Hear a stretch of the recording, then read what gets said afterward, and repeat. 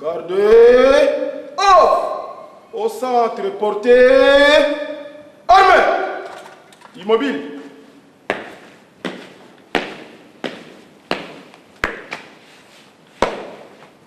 Messieurs les présidents de la haute cour militaire, mon général, la police d'audience est rangée pour vous rendre les honneurs et vous présente les prévenus qui comparaissent à l'audience de ce jour. Commandant police d'audience, HDA-chef Laura Edima. Avançons, mon général.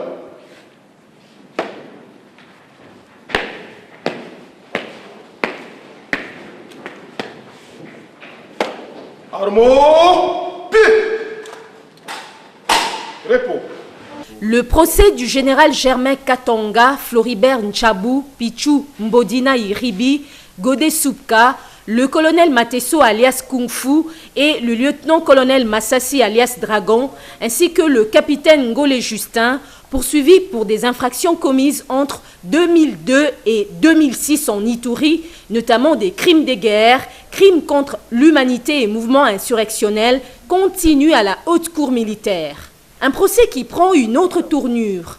La haute cour poursuit l'examen de 7 requêtes en récusation introduites par toutes les parties prévenues contre le juge président des chambres, le général Biveke Tempinga Solo. Les requérants l'accusent des partialités et d'inimitié liées à la belligérance entre les deux parties à l'époque des rapports de force entre les troupes du FNI et l'ancien mouvement rebelle du RCD dont faisait partie le juge récusé. Après avoir examiné la requête en récusation en février de l'année en cours, introduite par le général Germain Katonga contre le même juge, les 6 autres co-prévenus reviennent à la charge, s'appuyant sur un autre incident qui se serait déroulé au 14 avril 2017. Selon les demandeurs, le juge président des chambres, le général-major Biveke Tempinga Solo, aurait menacé publiquement l'avocat d'un des 7 prévenus, le général Godasuka, et lui aurait aussi demandé de se tenir à 2 mètres de son client pendant l'instruction du dossier. Les prévenus soutenant que leur sécurité judiciaire serait mise en cause et s'accrochant au principe de la bonne administration de la justice, refusent que ce soit le général-major Biveke Tempinga qui continue à présider la Chambre, qui devrait statuer sur leur dossier en appel. La haute cour a commencé par examiner la requête du prévenu Floribert Nchabou qui récuse le juge président des chambres, le major Biveke Tempinga.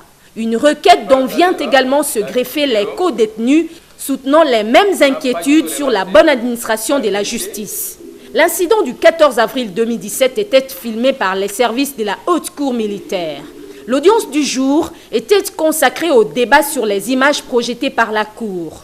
Des images qui devraient renseigner sur les responsabilités du juge président récusé et des demandeurs en récusation.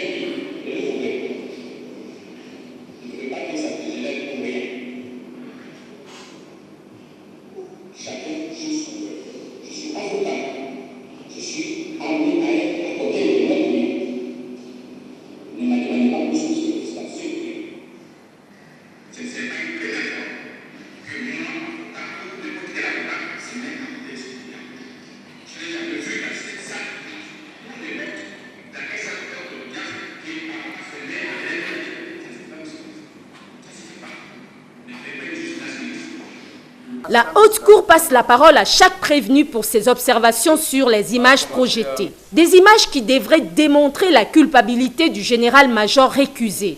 Chaque prévenu donne son avis. Certains se réservent de donner une position sur ces images, malgré les requêtes des récusations qu'ils auraient eux-mêmes signées et déposées au greffe de la cour. Vous avez suivi avec nous la vidéo. Qu'est-ce que vous en dites?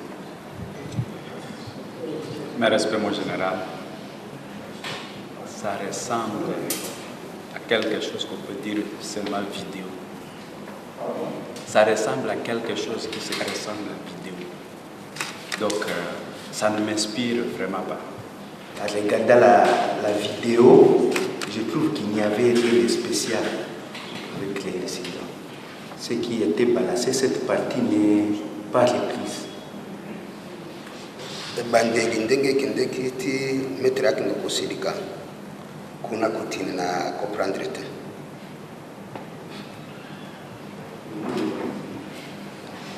C'est-à-dire bandeli ndenge seni bandi ti mettre azotomboka ke mo na longla pembe na ndenge suka kuna na yebite. D'autres prévenus par contre soutiennent ne pas retrouver toutes les images dans leur contexte et accusent les services de la haute cour d'avoir monté ces images mises en cause et doutent même de la crédibilité des images projetées par la haute cour. Votre réaction?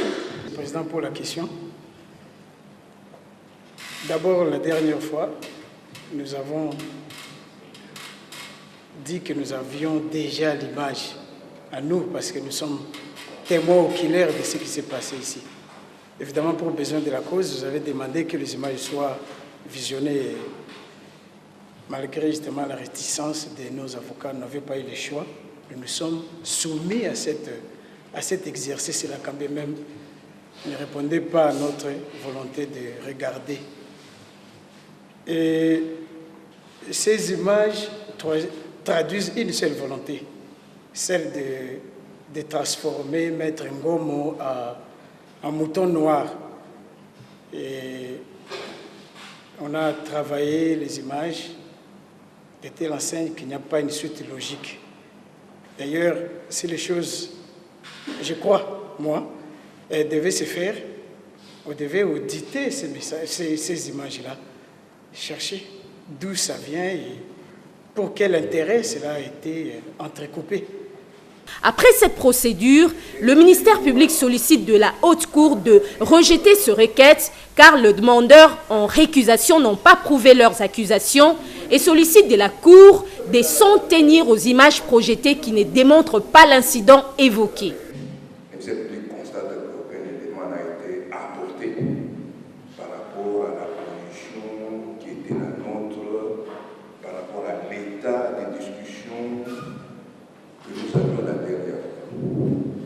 Bon, la vidéo est tronquée, on demande qu'on audite la vidéo. On ne pense pas qu'on est tronqué, on est saucissonné la vidéo, mais vous savez, les gens qui filment, parfois ils sont distraits. Et parfois ils ratent ce qui est important. Et enfin, je me souviens, j'aime bien les anecdotes, vous l'excuserez, j'étais avec, j'ai oublié son nom, la dame journaliste qui avait filmé l'attaque des Mamadou. J'étais avec elle et elle m'a dit qu'elle avait commis une faute professionnelle. Elle avait commis une faute professionnelle, pourquoi? Parce qu'au départ, pour ceux qui connaissent Béni, au départ de l'hôtel Argentine, elle était en train de filmer. Mais juste 30 secondes avant l'attaque, elle a arrêté de filmer en disant bon, je vais continuer à filmer lorsque j'arrive à Eringeti. Et c'est là, 30 secondes après, qu'arrive l'événement capital, qu'elle n'a pas su filmer. Elle a pu filmer la suite, la réaction des gars. C'est un peu ce qui s'est passé avec la vidéo ici. L'élément capital n'est pas là. La haute cour militaire pour ce débat précise que la cour va apprécier la vidéo en sa manière et trancher dans un délai très bref. Tout à l'heure, quelqu'un a dit qu'il ne faut pas s'en prendre aux journalistes ou aux caméramens. Il savait qu'il n'avait pas toutes les qualités ou à un moment donné, il était, je dirais, distrait. Mais ça nous a permis tout de même de voir qui était là ce jour-là. Dommage qu'on n'a pas vu le début, je dirais, de l'incident. On a vu seulement la suite, si l'on peut dire. La Cour va apprécier, je dirais, la vidéo à sa manière. Une réaction qui n'enchante pas le ministère public. L'auditeur soutient que la requête doit être déclarée non fondée car n'ayant pas respecté les conditions d'une récusation. Nous disons et nous répétons que vous direz la requête recevable ou les requêtes, parce que c'est chacun les requêtes recevables quant à la forme, parce que c'est que une partie puisse récuser un juge. Vous la direz recevable quant à la forme, mais vous la réitérez dans le fond en spécifiant que l'inimitié à laquelle fait allusion la loi est une inimitié personnelle et que vous constaterez que, premièrement, avant l'arrivée des uns et des autres à Kinshasa, ils ne se connaissaient pas, donc il ne pouvait pas y avoir amitié ou inimitié entre les personnes ne s'étant jamais rencontrées avant qu'ils soient à Kinshasa. Après avoir entendu toutes les parties, la haute cour militaire renvoie la cause pour rendre son arrêt dans les délais. Messieurs les présidents de la haute cour militaire, mon général, l'audience de ce jour est suspendue. L'audience est suspendue et la cause est prise en délibéré. L'arrêt de la cour interviendra au moment où le greffier, à la date à laquelle le greffier va vous notifier, va vous communiquer plutôt. En faisant le bon général,